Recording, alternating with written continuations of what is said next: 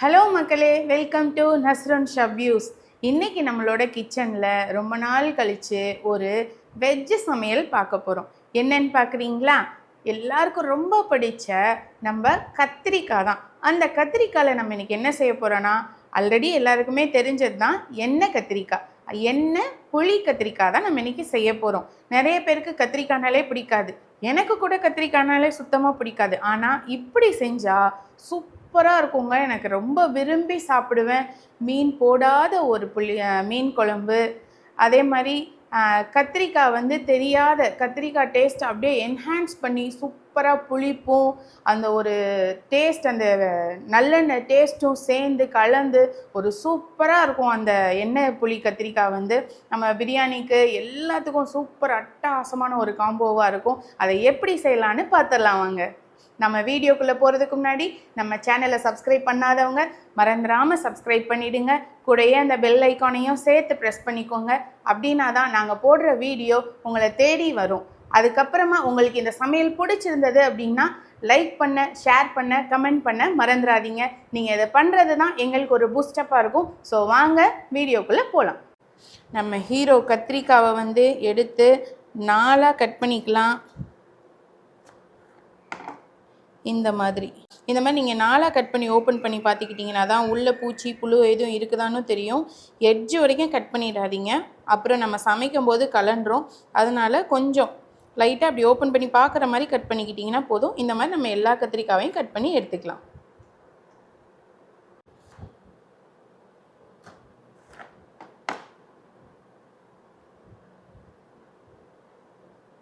நான் 1/4 கிலோ கத்திரிக்காய் எடுத்துருக்கிறேன்.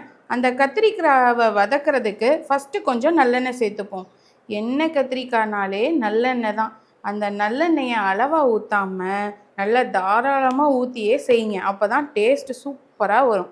இப்போது நம்ம கத்திரிக்காவை எண்ணெயில் சேர்த்துக்கலாம். கத்திரிக்காவை கட் பண்ணும்போது தண்ணியில் போடுங்க. வதக்கிறதுக்கு முன்னாடி தண்ணியிலேருந்து எடுத்துருங்க.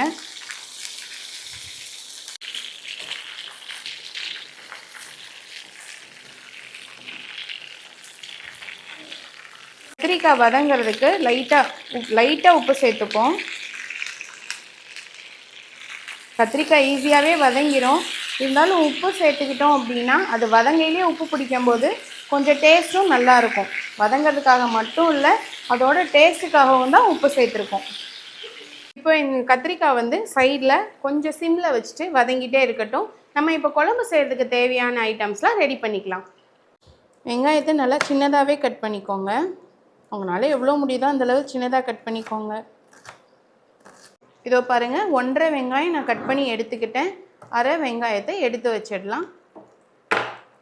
தக்காளி வந்து சின்ன சின்ன தக்காளியாக வந்து 3 தக்காளி எடுத்துருக்கிறேன். ரொம்ப சின்ன சின்ன தக்காளி, அதனால் 3 தக்காளி நான் எடுத்துருக்கிறேன். பெரிய தக்காளி எடுத்துக்கிட்டிங்கன்னா 2 தக்காளி போதும். கத்திரிக்காய் வந்து சைடில் சிம்மில் வதங்கிட்டு இருக்கட்டும். இப்போ நம்ம வெங்காயம், தக்காளி, இந்த குழம்புக்கு தேவையான ஐட்டம்லாம் அதையும் சேர்த்து வதக்கி எடுத்துக்கலாம். அதுக்கும் நம்ம நல்லெண்ணெய் தான் யூஸ் பண்ணணும். பேன் சூடாயிடுச்சு. இப்போது எண்ணெய் சேர்த்துக்கலாம்.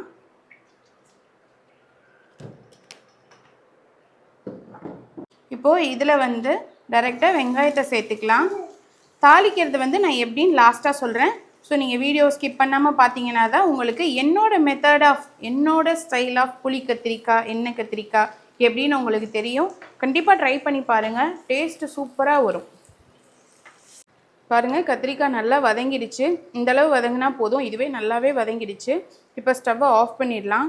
இப்போ பாருங்கள், வெங்காயமும் நல்லாவே வதங்கிடுச்சு. இப்போ வந்து நம்ம கட் பண்ணி வச்சுருந்த தக்காளியை சேர்த்துக்கலாம். சின்ன சின்ன தக்காளிங்க, அதனால தான் நான் 3 சேர்த்துருக்கேன். நீங்கள் பெரிய தக்காளி, ரொம்ப பெரிய தக்காளினா 1.5 இல்லை 2 தக்காளி சேர்த்துக்கிட்டிங்கன்னா போதும். 3 போடாதீங்க. ஏன்னா நம்ம புளி வேலை சேர்ப்போம் இல்லையா. நான் வந்து புளி கொஞ்சம் தூக்கலாக சேர்த்துப்பேங்க.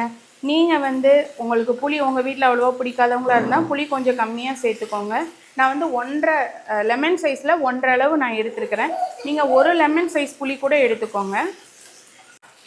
இந்த தக்காளி லைட்டாக போட்டு லைட்டாக வதங்கின உடனேவும் நம்ம இஞ்சி பூண்டு பேஸ்ட் வந்து சேர்த்துக்கலாம். இஞ்சி பூண்டு பேஸ்ட் வந்து 1,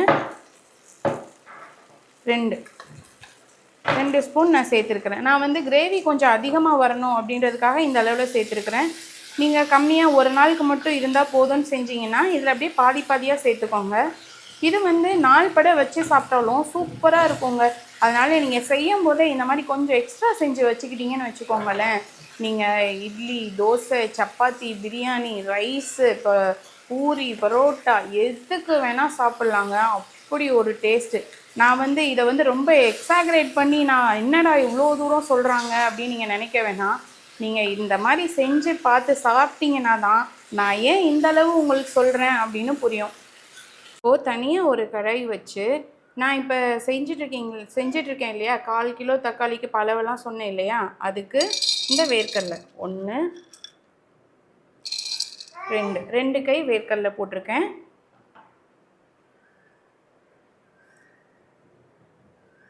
எள்ளு வந்து ஒரு கை போட்டிங்கன்னா போதும். 2யுமே போட்டு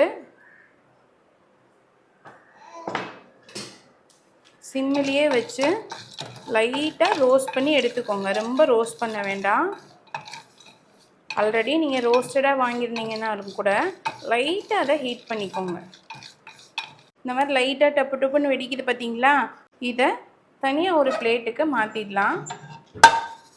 அதே சட்டியிலே வச்சிடாதீங்க, கருகிடும். மாற்றிட்டு இதை ஆற விட்டுருங்க. இதை ஆறுனதுக்கப்புறம் இதை நல்லா அரைச்சி எடுத்துக்கலாம். தண்ணி ஊற்றாமல் அரைச்சி எடுத்துக்கோங்க.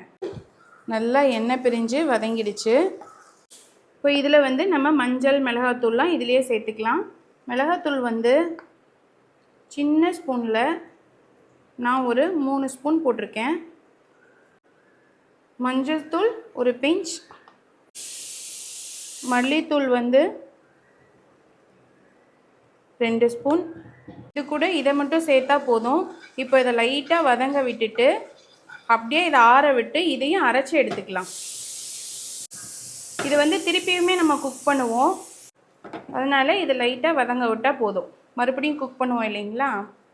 ஓகே, இப்போது நம்ம போட்ட மசாலாவும் வதங்கிடுச்சு.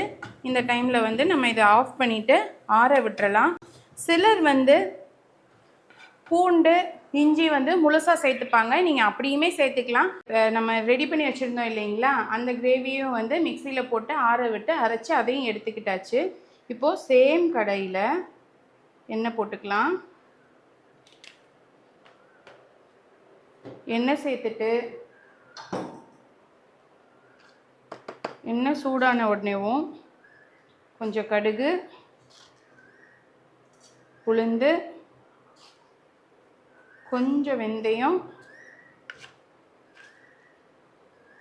கொஞ்சம் சீரகம், அதாவது எல்லாமே வெந்தயம் 1/2 ஸ்பூன், சீரகம் 1/2 ஸ்பூன், கடுகு உளுத்தம் பருப்பு 1/2 ஸ்பூன், பெப்பர் 1 ஸ்பூன்.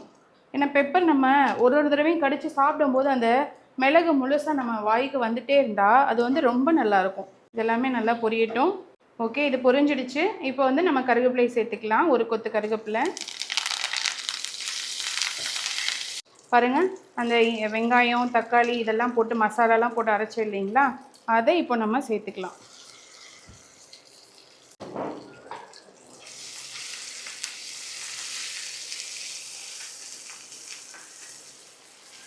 இது ஆல்ரெடி நல்லா வதங்கினது தான். ஸோ இது நம்ம தனியாக வதக்கணும்னு கிடையாது.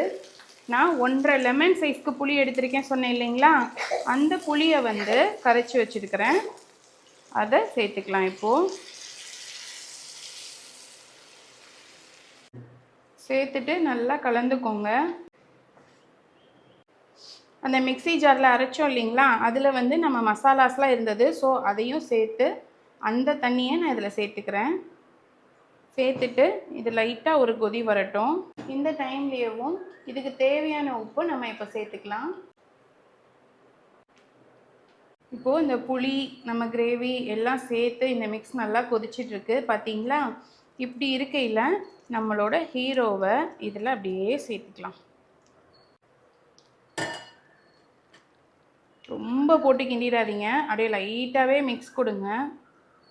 இந்த கிரேவியோட கத்திரிக்காய் கொஞ்சம் வேகட்டும். அந்த மசாலாலாம் கத்திரிக்காய் வந்து கொஞ்சம் பிடிச்சி வேகட்டும். அதுக்கப்புறமா இதோட மெயின் இன்க்ரீடியண்ட்டை நம்ம சேர்ப்போம். ஓகே, நம்ம கத்திரிக்காய் சார் நல்லா கொதிச்சிட்டு இருக்காரு. எண்ணெயெல்லாம் கொஞ்சம் பிரிஞ்சு வந்துடுச்சு.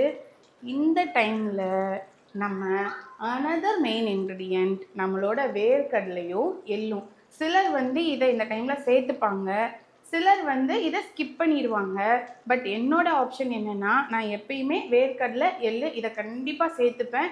அவ்வளோ ஒரு டேஸ்ட்டு கொடுக்குங்க. நீங்கள் இதை சேர்த்து ஒரு தடவை செஞ்சு பாருங்களேன்.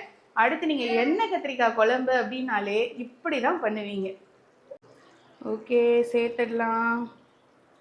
இதில் வந்து வேர்க்கடலை தான் 2 கைப்பிடி இருக்கணும், எள்ளு வந்து 1 கை தான் இருக்கணும்.